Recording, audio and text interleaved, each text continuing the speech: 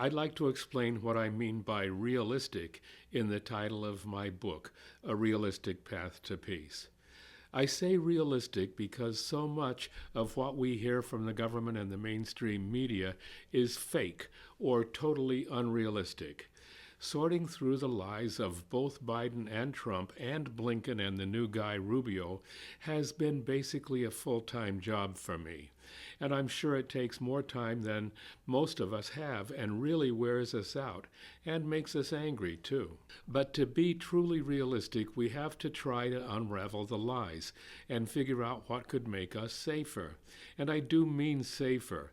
Right now, we're living on the edge of a cliff and there's a strong wind pushing us from behind. Obviously, the first thing to do is get away from the cliff and then figure out how to get even safer.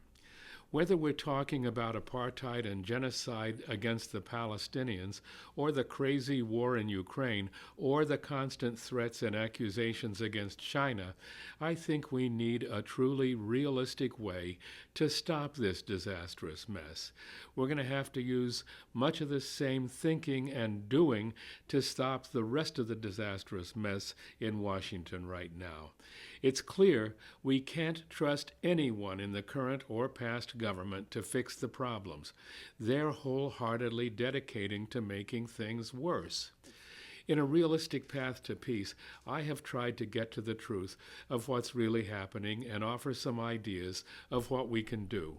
For Palestine, it's urgent. Right now, Trump is rattling on about owning Gaza, even though it's obviously not for sale. Really, what he's doing is giving Netanyahu and the Israeli military a green light to break the ceasefire and continue trying to exterminate the people of Palestine.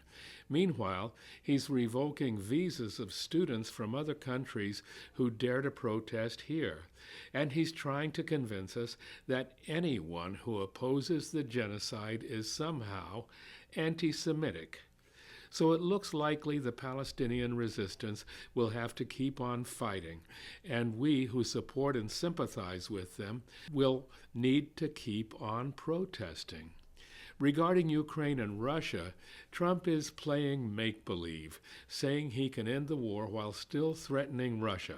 He's kidding himself and playing with fire.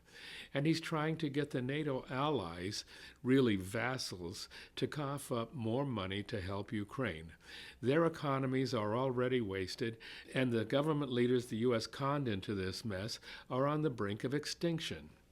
We really need to include get out of Ukraine in our protest demands, along with end apartheid and no more aid to Israel. Regarding China, we have a little bit more time, which I suggest you could use to get and read or listen to my new book, Befriending China, People-to-People Peacemaking. I'm planning to post a preview very soon, and I hope it will be available for pre-order next week.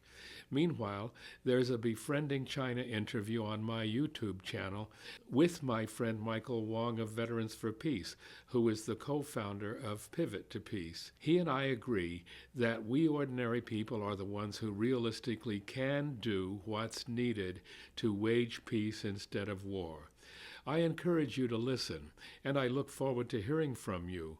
Bye for now.